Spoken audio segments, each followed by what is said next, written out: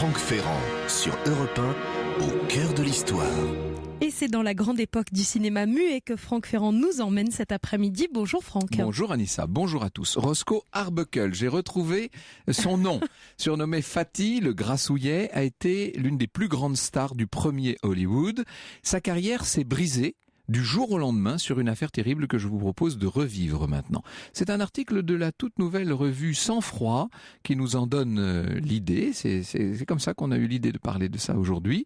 Et pour revenir sur cette affaire et sur l'âge d'or du cinéma, j'ai prié Alain Rioux d'être des nôtres. Et tout à l'heure, à la fin de l'émission, Franck, vous répondrez à la question d'Hugues qui va en savoir plus sur l'origine des feux tricolores. Mais pour le moment, le feu est vert pour une traversée de l'Atlantique. Hollywood, nous voilà.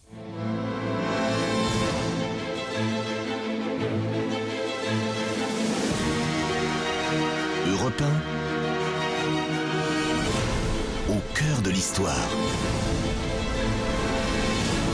Franck Ferrand.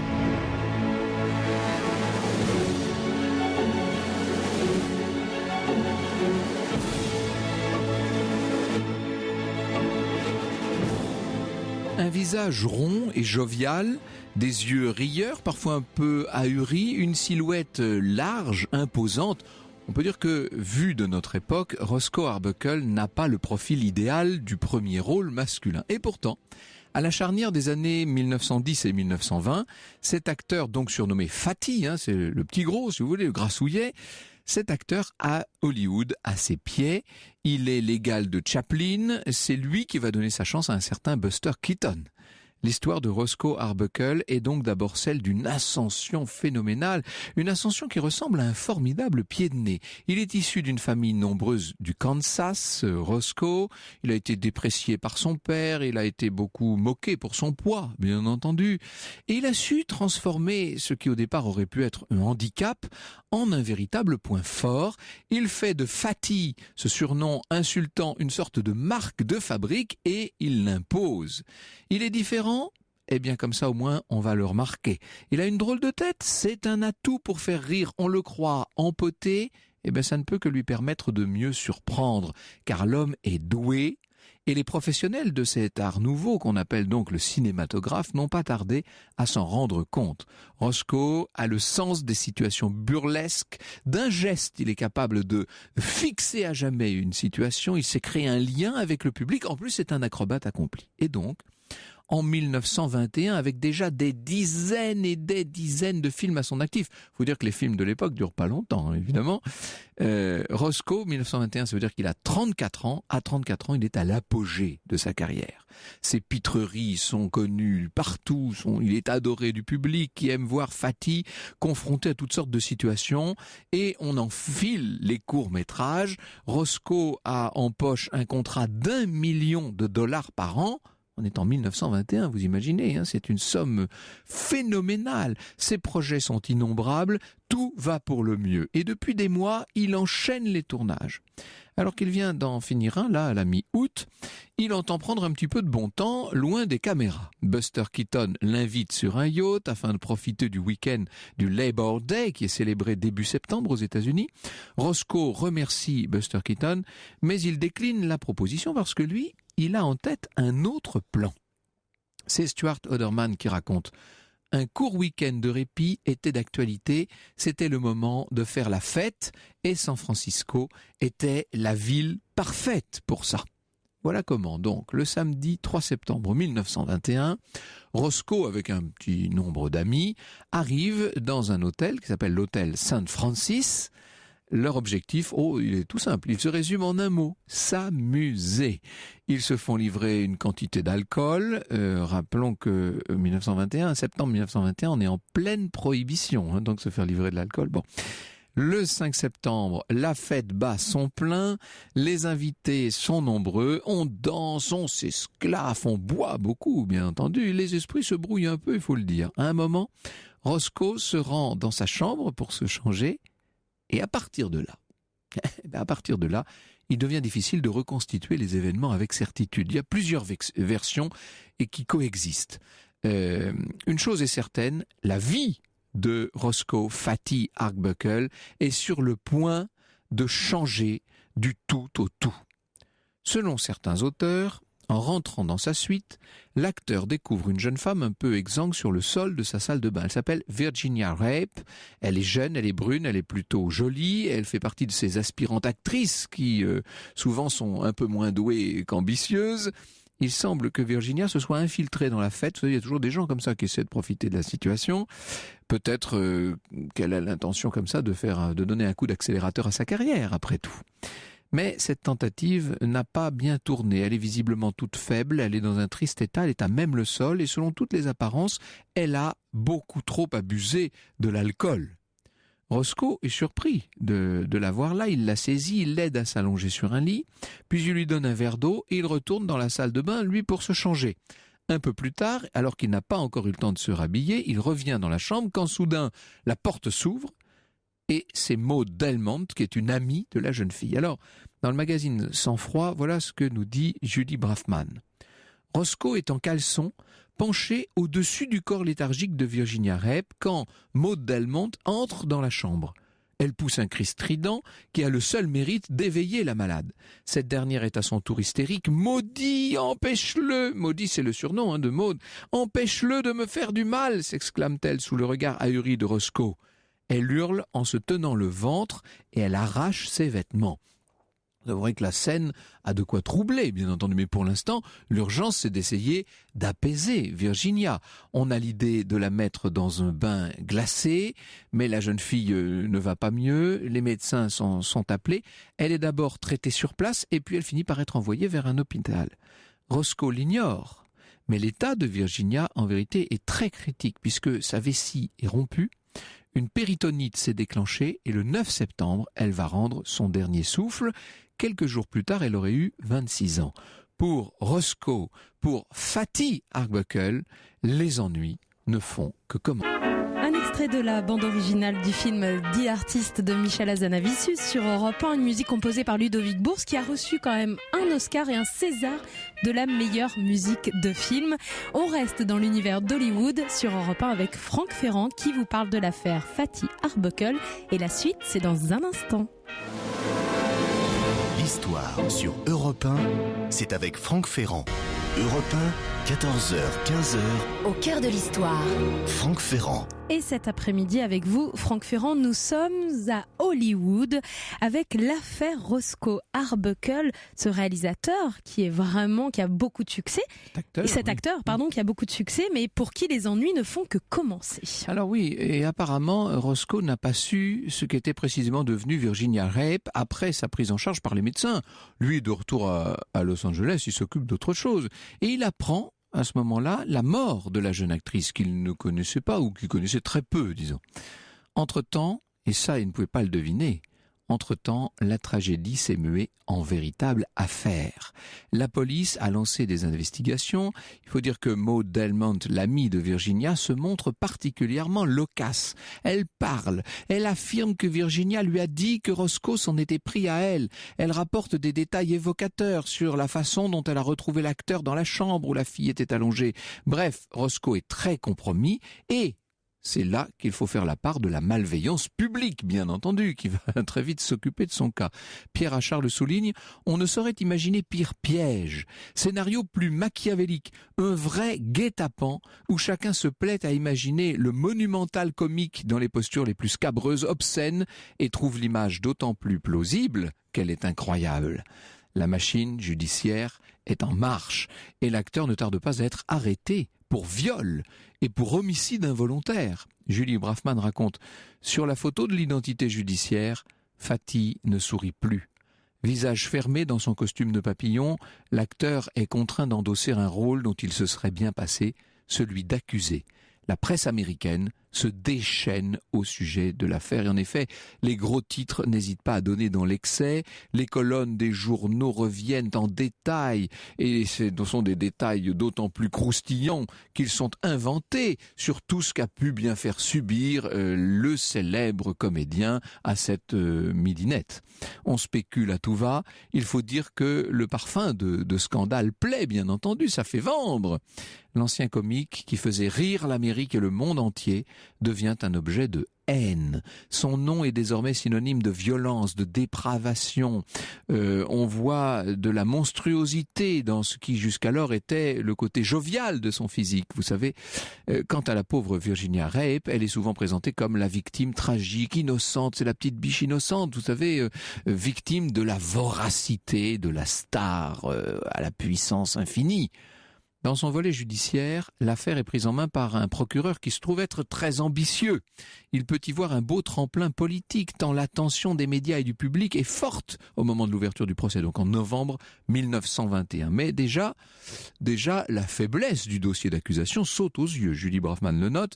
À la barre, une série de témoins ayant ou non participé à la fête se relaient sans qu'aucun ne parvienne à convaincre le jury. En effet, la plupart étaient dans un état d'ébriété avancé au moment de la fête. De plus, certains reviennent sur leurs déclarations et d'autres disparaissent dans la nature. Les médecins assurent par ailleurs que Virginia Rape est morte de maladie, ça c'est dit. La rupture de la vessie ne paraît pas due à un quelconque viol. Eh bien, malgré tout, ce premier procès s'achève sur un résultat nul, les jurys ne parvenant pas à s'entendre sur une décision. Vous savez comment ça marche aux États-Unis, hein. Il faut que les jurés soient d'accord. C'est aussi le cas lors d'un deuxième procès qui se tient cette fois en janvier 1922. Le procureur aurait dû arrêter là quand même au bout de deux jurys qui déclarent forfait. Eh bien non, il n'a pas du tout l'intention de s'en tenir là. Le procureur, il obtient un troisième procès quelques semaines plus tard. Cette fois, les défenseurs de Roscoe entendent l'emporter nettement. Ils remettent à plat tous les faits, toutes les assertions de l'accusation, et malgré les réticences de l'acteur lui-même, qui n'aurait semble-t-il pas souhaité aller si loin, la vie de Virginia Rape va être passée au crible. C'est comme ça que ça se passe. Là encore, on est dans ce système judiciaire américain. Les révélations sur Virginia ont de quoi faire de l'effet aux jurés. Elle est prostituée, elle a pratiqué un grand nombre d'avortements, elle a subi toutes sortes de maladies vénériennes qui reviennent constamment dans le fil d'une existence, dans le moins qu'on puisse dire, et qu'elle n'est pas exemplaire. On parle aussi de crises de rage, liées à des problèmes de vessie et à l'alcool. On dit qu'elle s'alcoolisait énormément, ce qui fait penser à ce qui s'est passé exactement à l'hôtel Saint-Francis.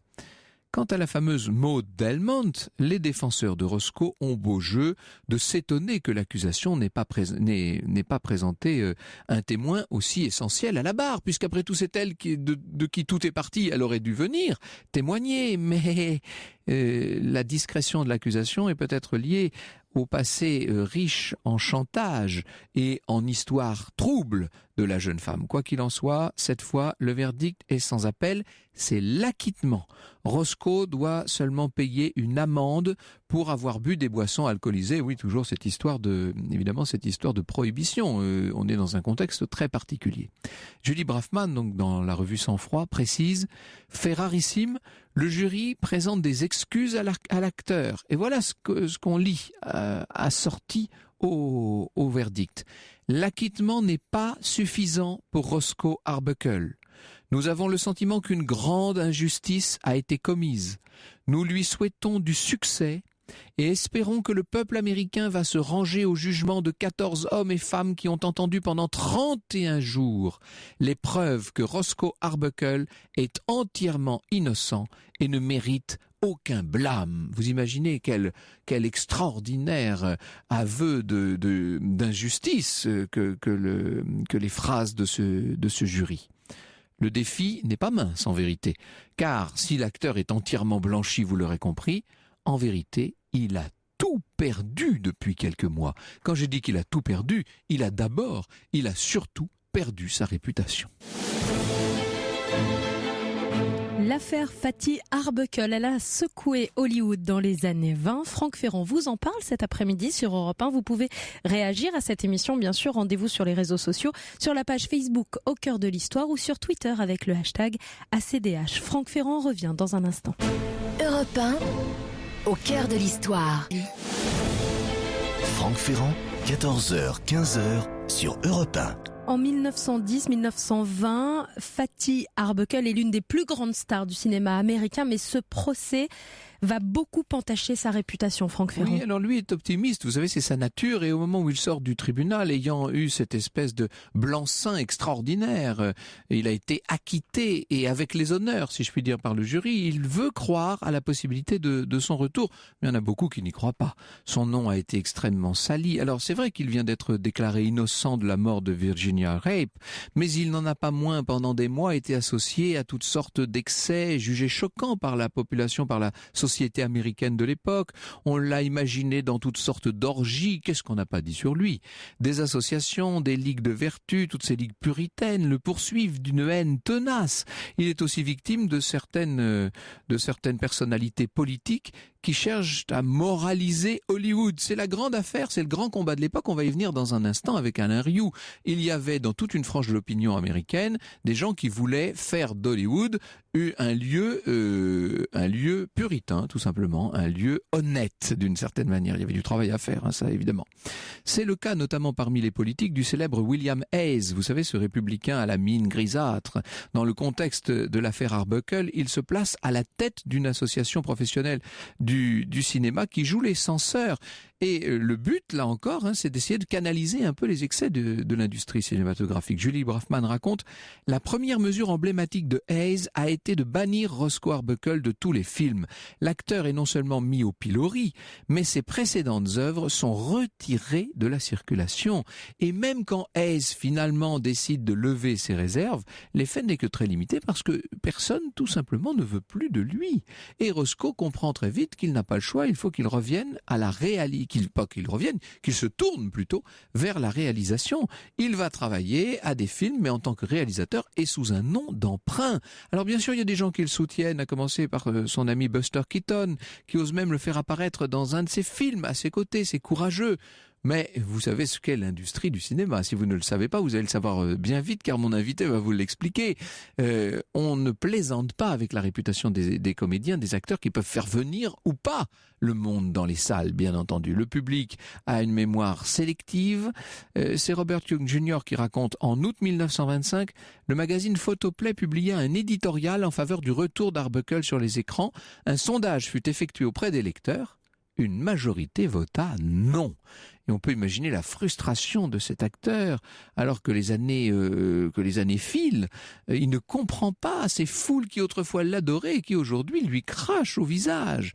Et pourtant, ça c'est assez remarquable, Fatih ne va pas sombrer. L'artiste en lui continue de vivre, continue de s'exprimer, et en plus de ses réalisations, il va apparaître sur les planches dans un certain nombre de théâtres. Il a même l'occasion de donner la réplique à un débutant nommé Humphrey Bogart. Enfin, au début des années 30, le moment d'un vrai retour semble venu. En 1931, Roscoe explique dans une interview citée par Young, je cite, « Tout ce que je veux, c'est être autorisé à travailler sur mon terrain. Ça n'est pas pour l'argent, je ne suis pas ruiné, je ne l'ai jamais été. Je ne veux pas que qui que ce soit se lamente sur mon sort ou me plaigne. Je n'ai de ressentiment pour personne pour ce qui s'est passé. Ma conscience est claire, mon cœur est propre. J'ai le sentiment d'avoir expié pour tout. J'ai assez souffert et j'ai assez été humilié. Je veux être de retour sur le grand écran. Je pense pouvoir donner de la joie et distraire. » Et là, les journaux se mettent à le soutenir, ainsi qu'un certain nombre de stars de l'époque. Je pense à Marion Davis ou à Laurel et Hardy qui vont l'aider. Et en 1932, une proposition intéressante lui est faite. Il va rejouer dans un court-métrage qui parle cette fois. Et oui, on est en 1932. Il joue sous son nom véritable, sous le nom qui a connu la gloire et essuyé l'opprobre. Le public semble bien réagir. Il enchaîne aussitôt avec un deuxième film. Et puis, il en vient un troisième, un autre encore. On se dit, ça y est, cette fois, c'est le retour d'Arbuckle. L'espoir est là. C'est un espoir légitime au début de l'été 1933. Il faut vous dire qu'il est très fatigué, mais il est heureux parce que la chance a l'air de lui sourire, et cette fois c'est un long métrage dont on parle. On peut imaginer que ça contribue à la bonne humeur de Roscoe. Il est au restaurant ce soir de juin 1933, sa troisième femme avec qui il est marié depuis tout juste 1 an, et là, à ses côtés, avec un ami. L'atmosphère est légère, Roscoe rit beaucoup, comme souvent et comme toujours. Et puis, il se retrouve un petit peu plus tard dans sa chambre d'hôtel. Il est visiblement joyeux. Il ne tarde pas à se coucher, tandis que sa femme est en train de passer à la salle de bain à côté. Et au moment où elle rentre dans la chambre, elle parle à son mari. Il ne lui répond pas, bizarrement. Il ne réagit pas, aucune réponse. Alors, on peut se dire qu'il est peut-être simplement endormi, mais non. Les éclats de rire de cette soirée seront les derniers. L'acteur si connu pour amuser la galerie ne peut plus désormais que la faire pleurer, puisqu'une crise cardiaque vient de le foudroyer à l'aube de son retour. Celui qu'on appelait Fatih, Roscoe Arbuckle, avait seulement 46 ans.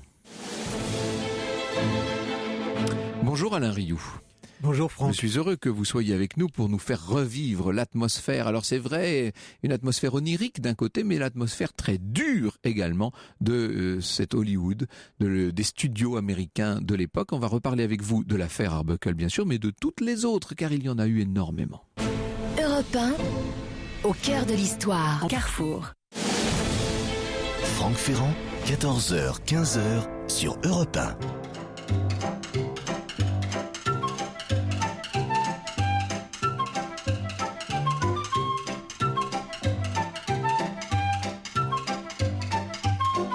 Le cinéma muet, le cinéma de façon générale, est à l'honneur cet après-midi sur Europe 1. Nous sommes à Hollywood avec l'affaire Fatih Arbuckle que vous venez de nous raconter, Franck Ferrand. Et vous recevez Alain Rioux, journaliste spécialisé dans le cinéma. Oui, on ne présente pas Alain Rioux, qui connaît le cinéma comme personne et qui connaît notamment cette période extraordinaire. Alors, l'affaire Arbuckle, aujourd'hui, est assez oubliée. Il a fallu cet article-là pour nous la remémorer, mais on n'en parle plus. Ce qu'il faut bien dire, c'est qu'avant 1921, Fatih Arbuckle est aussi connu que Charlie Chaplin est plus connu que Buster Keaton quand même. Hein. Oui, d'une part, le cinéma est muet. C'est très important parce que les films vont dans le monde entier. Il n'y a pas besoin de les doubler, il n'y a pas besoin. Donc, les acteurs, et les acteurs comiques en particulier, sont des célébrités universelles. On estime que dans les années 20, l'homme le plus célèbre du monde était Charlie Chaplin et l'empereur du Japon, Hirohito, rêvait d'imiter Chaplin. Lui-même faisait attendre les diplomates étrangers du monde entier pour se livrer à une imitation de Chaplin devant sa glace. C'était formidable. Ce sont des icônes phénoménales. Et les comiques, alors tous les acteurs, et Rudolph Valentino, les acteurs, mais au-delà encore des comédies romantiques, des beaux comédiens, le public adorait les comiques. Parce que le public du cinéma, la caractéristique du cinéma, c'est que ça n'est pas cher. Ça coûte pas cher à faire, autant du muet. Et on peut tirer des milliards de copies de tout film. Donc, pour 3 sous, on va au cinéma et c'est le divertissement des pauvres qui sont beaucoup plus nombreux que les riches. Les riches vont au théâtre, les pauvres vont au cinéma et au cinéma. C'est-à-dire qu'il y a l'opéra pour la haute société, le théâtre pour la bourgeoisie et puis toutes les masses immenses, elles vont au cinéma en fait. Et on va chercher au cinéma ce qu'on n'a pas dans sa vie. Et quand on est riche, on va chercher des drames au cinéma, on va pleurer au cinéma. Quand on n'est pas riche, quand on ne rit pas beaucoup dans la vie, on va rire au cinéma. Et les acteurs comiques étaient absolument adorés. Avant Chaplin et tout, il y avait un acteur français qui est dans le monde entier, qui s'appelait Max Linder, qui était une idole. Et il se trouve que Fatih, Chaplin, Max Sennett, qui les a découverts un petit peu tous, etc., délibérément, ont fait du cinéma comique quelque chose d'un peu politique, il faut bien le dire, c'est-à-dire que les gens, les travailleurs étaient quand même assez mal payés, etc., et pouvaient, le dimanche soir, se venger gentiment en allant au cinéma le samedi et le dimanche soir. Se venger du patron, du contremaître. Du patron, du contremaître qui les opprimait le reste de la semaine. Est-ce que c'est pas un grand ressort comique à toutes les époques, ça, d'une certaine manière? Bien sûr, puisque De Funès, De Funès a eu ce succès-là en France. Et pour vous dire qu'alors Chaplin était adoré, mais il y a eu chez Fatih il avait quelque chose en plus, qui était, je pense, de l'ordre de la poésie. Les gens adorent la poésie, mêler la poésie. On dirait un très grand enfant, en fait. Voilà, un très grand enfant. Et en France, il y a quelque chose qui peut nous donner une idée, à nous, aujourd'hui, un petit peu de ce qu'a été le scandale Arbuckle. Il y a un acteur qui lui a beaucoup ressemblé, qui était Villeray, qui était adoré des spectateurs aussi, Villeray. Et il est tellement étranger, c'est un enfant, il est tellement étranger à la notion même de scandale, à ces questions sexuelles et tout, que c'est comme si François Pignon avait été accusé de viol. C'est ça, voilà, ça paraît impensable. C'est impensable, alors c'est le coup de tonnerre. Et on se dit, mais n'oublions pas que cette industrie du cinéma est toute nouvelle, qu'elle a explosé, qu'elle a entraîné avec elle la création d'un univers complet là-bas sur la côte ouest à Hollywood, et que donc bien entendu on se dit mais voilà, même les plus purs, même les plus gentils sont en fait d'affreux salauds.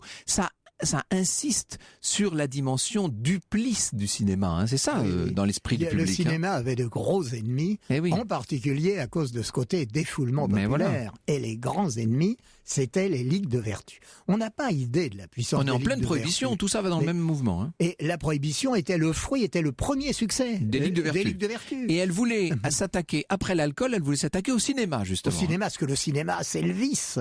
Et ce qui est amusant, c'est que Max Sennett, dont je vous parlais, Max Sennett, pour amuser son public, etc., s'est amusé à ridiculiser, à créer des institutions pour ridiculiser justement ses oppresseurs, et il a créé les Bathing Beauties, qui étaient des jolies filles en maillot de bain très célèbres pour amuser les hommes, mais aussi pour embêter les belles-mères. Oui, c'est un peu comme si on agitait un chiffon rouge sous les yeux du taureau, quand même. Pour scandaliser les belles-mères, et il a créé les fameux Keystone Cops, qui étaient des flics ridicules pour se moquer de la police. Mais c'est Guignol, finalement. C'est exactement Guignol. Franck, vous avez tout à fait raison, c'est exactement Guignol.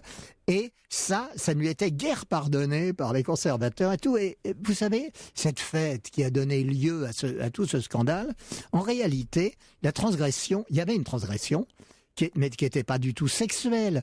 Fatih n'avait aucun besoin de violer des malheureux.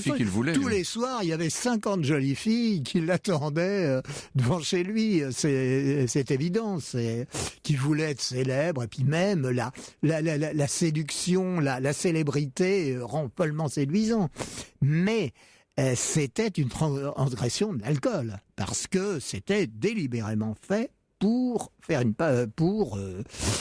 boire, quoi, alors que c'était totalement interdit. La prohibition a créé des fortunes de gangsters et a causé des milliers de morts aux États-Unis. Ça a fini par être supprimé à cause de ça. Alors il y a quand même, j'ai parlé d'un personnage qui voulait vraiment du mal à Fatih Arbuckle, c'est William Hayes, quand même. Hein. Et alors William Hayes voulait effectivement moraliser Hollywood, et surtout s'est beaucoup servi d'Hollywood comme tremplin.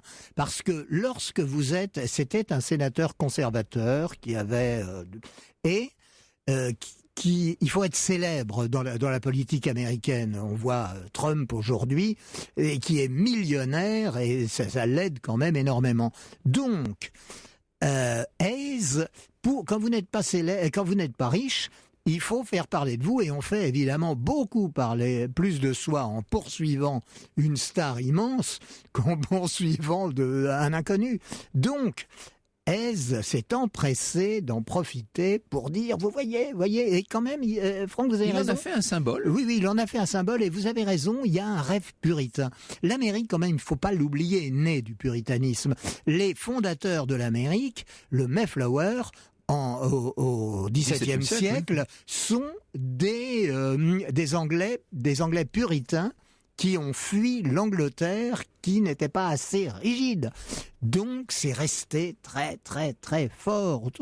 Et il y a eu Hayes, donc il y a toujours ce rêve chez beaucoup d'Américains encore aujourd'hui de purifier, de revenir à la pureté biblique. Et d'autre part, il y a un autre personnage qui a beaucoup compté, c'est qu'à ce moment-là, il y avait un homme de presse qui voulait devenir le plus grand, vendre le maximum de journaux, et comme l'Amérique était quand même, le fond de l'Amérique était un peu puritaine,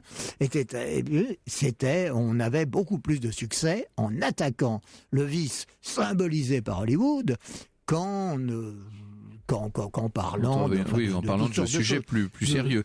Et le bonhomme en question, c'est William Randolph Hearst. C'est lui qui va servir à Orson Welles de modèle dans la création de Citizen Kane, en fait. Oui. Hein. Et on y vient, si vous voulez bien, dans un instant. Europe 1, au cœur de l'histoire. Pas table. Franck Ferrand, 14h, 15h, sur Europe 1. Et cet après-midi sur Europe 1, Franck Ferrand avec votre invité Alain Rioux, journaliste spécialiste du cinéma. Nous retournons au cœur de ces années d'âge d'or du cinéma à Hollywood. Et oui, c'est un âge d'or qui en même temps était un âge d'airain.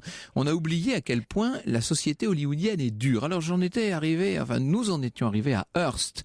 Vous nous parliez de ce William Randolph Hearst, ce magnat de la presse qui a servi de modèle à Citizen Kane, qui n'a pas été tendre avec le pauvre Roscoe Arbuckle. Non, c'est-à-dire l'ordre a été donné à tous les journaux. Les journaux de Hearst couvraient toute l'Amérique. Et comme en Amérique, il y a un très sérieux décalage horaire, il y a 5 heures de décalage horaire entre New York et Hollywood. Et San Francisco, il y a des journaux, autant de journaux que de fuseaux horaires. Et il avait, je crois, 160 journaux qui écrivaient à peu près la même chose, qui contrôlaient, mais à différentes heures. Et ces 160 journaux vont démolir, multiplier les témoignages, les inventions, parce qu'on ne s'occupe pas énormément, contre vraiment de choses pour démolir à jamais ce monstre de Roscoe Arbuckle. C'est quand même bizarre. Pourquoi s'acharne-t-on sur ce bonhomme? Parce qu'il est un peu différent physiquement? Parce qu'il était l'image de la candeur et qu'on veut montrer à quel point le cinéma cache bien son jeu? C'est ça l'idée? C'est drôle, j'y ai jamais pensé. Dans Les Misérables, dans Victor Hugo, on voit parfois des exemples comme ça, où c'est le principe du petit chose. J'avais jamais pensé à ça. Mais c'est vrai que on dit toujours le bon gros. Mais il y a des gens que ça fait enrager, que la différence physique ou enfin toutes les différences. Et même de regard, parce qu'il y a un regard très spécial chez Fatih. Hein, il est assez doux comme ça, assez étrange. Oui. On a l'impression, que c'est une fleur. Enfin, c'est ça.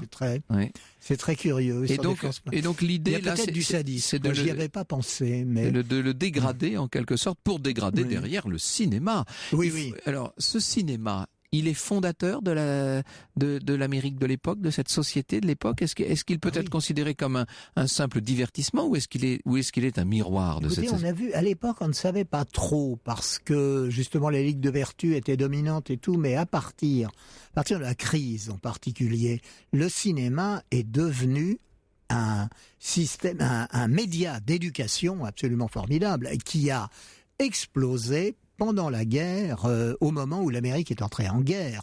C'est-à-dire que vraiment, le cinéma a fabriqué une conscience nationale de l'Amérique, qui était assez belle d'ailleurs, qui était plus, il faut reconnaître, inspirée par les démocrates que les républicains.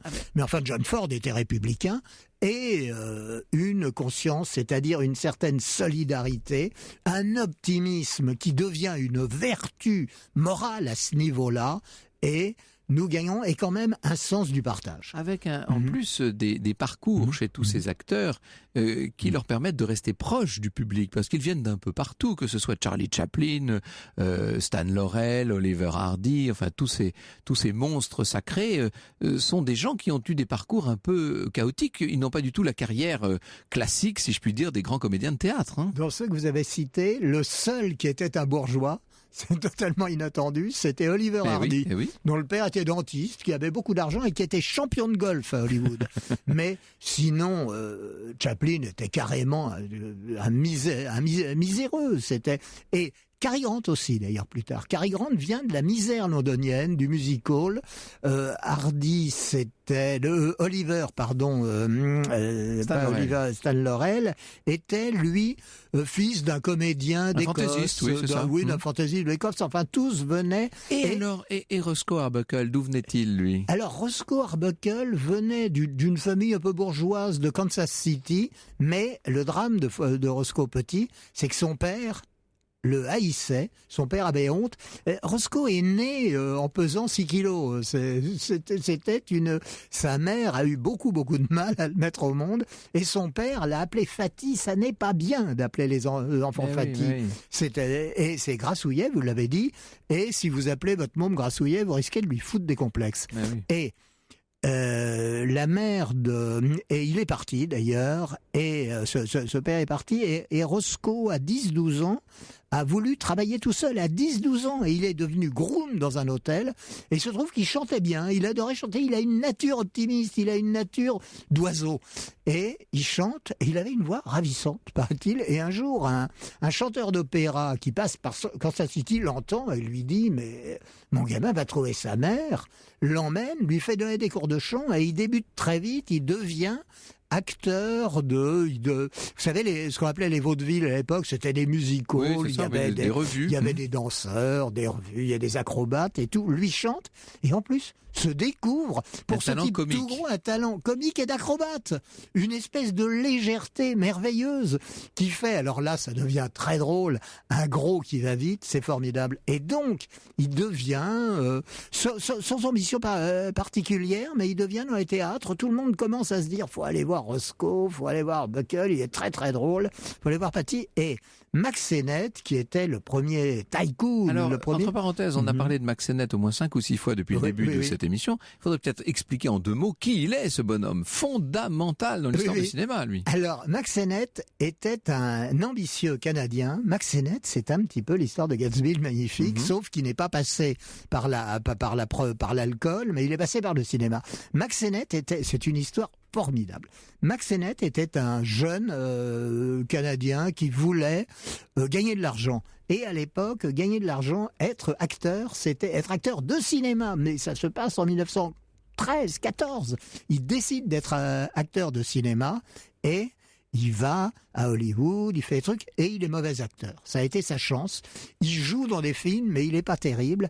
Et il s'aperçoit qu'en revanche, il a un sens des histoires comiques, des trucs comme ça. Il a un œil, il voit ceux de ses partenaires, et puis le scénario et ceux de ses partenaires. Et donc, il devient producteur de cinéma comique. C'est lui qui va mettre Chaplin à l'écran. C'est lui qui va mettre Fatty à l'écran. C'est lui qui va inviter Keaton à travailler avec lui. Et en plus, et alors ça, c'est une jolie histoire, il tombe amoureux d'une actrice qui s'appelle Mabel Normand, qui était à l'époque la seule femme actrice comique. La seule femme comique, il en devient amoureux fou, mais il n'était pas follement séduisant, et Chaplin l'était. Donc Mabel a des bontés pour Sennett, mais part avec Chaplin, et là, il décide de devenir milliardaire. C'est comme Gatsby, l'histoire milliardaire pour pouvoir. Il se dit, elle me reviendra si je suis si riche. Il crée des studios, il fabrique un empire, et au milieu de cet empire, il dresse une très très grande tour. Et tout en haut de la tour, il se fait un bureau vitré pour pouvoir tout surveiller. Il tombe dans une espèce de paranoïa. C'est formidable. Et Mabel ne revient pas. Eh bien sûr. C'est le drame. Le pouvoir. Mais donc, le sens limité de l'amour. Oui. Et le merveilleux sens comique de Sennett. Et alors, Sennett comprend tout de suite que le comique, c'est la vitesse. Et donc, il organise les premiers films de poursuite, les premiers films hilarants. À l'époque, alors, on a l'impression que ça va encore plus vite aujourd'hui, parce que c'était des films qui étaient faits en 16 images secondes. C'est un petit peu haché souvent, oui. En 16 images secondes qu'on projette aujourd'hui sur des projecteurs prévus pour les 24 images secondes. Alors ça va très vite, c'est haché. Un peu le mouvement, oui. Dans la réalité, c'était d'un rythme normal. On a aujourd'hui des ordinateurs qui permettent de redonner au film. Non, c'est ce qu'on fait. Oui, maintenant. Mais et Fatty, c'est ce qui sera aussi le grand intérêt de Fatty, parce que Sennett fait venir Fatty comme acteur. Fatty devient acteur, mais tout de suite, Fatty comprend que pour faire rire, il y a la disposition de l'acteur, mais il y a aussi cette question de rythme qui est technique. Donc il devient monteur. Il commence à monter lui-même ses films, parce qu'au cinéma, le rythme, c'est le montage, et c'est ce qui en fait un très très grand artiste. Oui, et qui aurait pu faire de lui un grand réalisateur s'il avait eu le temps. Et alors vous nous dites qu'en plus il avait une belle voix, donc il aurait sans doute pu prendre le virage du cinéma parlant, mais sauf qu'au moment où les comédiens sont confrontés à cette affaire du cinéma parlant, lui est complètement englué dans son affaire là et dans son histoire de mauvaise réputation. Vous savez, les chercheurs d'or d'aujourd'hui, quand vous dites que le cinéma muet est oublié, etc., les chercheurs d'or d'aujourd'hui, il y en a, sont ceux qui retrouvent ces pépites du cinéma et qui en refont, et on peut en faire parce que leur succès est toujours mondial. Donc, peu de gens en France, sur le câble, on passe des films muets de l'époque, et vous avez peut-être 1 million de gens, en France c'est pas beaucoup pour les regarder, mais dans le monde entier ça fait beaucoup de gens, et je j'encourage les chercheurs d'or cinématographique d'aujourd'hui à retrouver ces deux courts-métrages, ces deux pépites de Fathi, faites en 1932, que j'en ai vaguement entendu parler, je les ai jamais vues. Peut-être qu'elles existent encore. Ce serait passionnant de l'entendre parler comme ça. Oui. Qu'est-ce que le cinéma lui doit finalement à Arbuckle? Écoutez, ce que le cinéma lui doit... comme j'arrive bien à prononcer son nom, là, c'est formidable. Ce que le cinéma lui doit, le pauvre a été éjecté trop tôt avant d'avoir fait son premier long métrage, mais on lui doit Buster Keaton. Keaton, qui est un immense acteur, qui a été oublié, lui, par le parlant. Il a moins bien pris le virage du parlant que Chaplin, il n'avait pas la même forme de génie, mais il a une forme. Quand on voit aujourd'hui les Keaton, les gens les adorent, parce que on est loin de la pesanteur. Le problème de la vie, c'est qu'on est lourd, c'est qu'on est collé au sol. Et quand vous voyez Chaplin, quand vous voyez Keaton, etc., brusquement, vous décollez. Et c'est très important, c'est nécessaire. L'être humain a absolument besoin de fiction et de rire. C'est indispensable. On peut se passer, de pleurer, mais on ne vit pas sans rire. C'est comme de l'air. Et Fathi a apporté une partie à son époque, a apporté une partie de rire qui a aidé certainement des gens à survivre. J'avais envie de conclure sur ces belles paroles, tout simplement, Alain Rioux. Merci beaucoup. Je vous signale donc que l'article concernant Fathi Arbuckle est dans le magazine la toute nouvelle revue trimestrielle, c'est le numéro 1, qui s'appelle Sang froid, magazine d'investigation, de justice et de polar. Et dans un instant, sur Europe 1, Franck Ferrand vous donnera les origines des feux tricolores. L'histoire sur Europe 1, c'est avec Franck Ferrand. Europe 1, au cœur de l'histoire. Retour aux origines. Avec aujourd'hui une question pour vous, Franck, une question d'Hugues sur la page Facebook Au cœur de l'histoire. Il s'interroge sur les couleurs des feux tricolores. Pourquoi vert, rouge et orange? Alors d'abord, revenons à l'origine de ces feux tricolores qui apparaissent à Londres, les premiers feux de signalisation. Il s'appelle John Picknight, l'inventeur. On est en 1868, autant dire qu'on ne parle pas de circulation automobile, bien sûr, mais de circulation ferroviaire.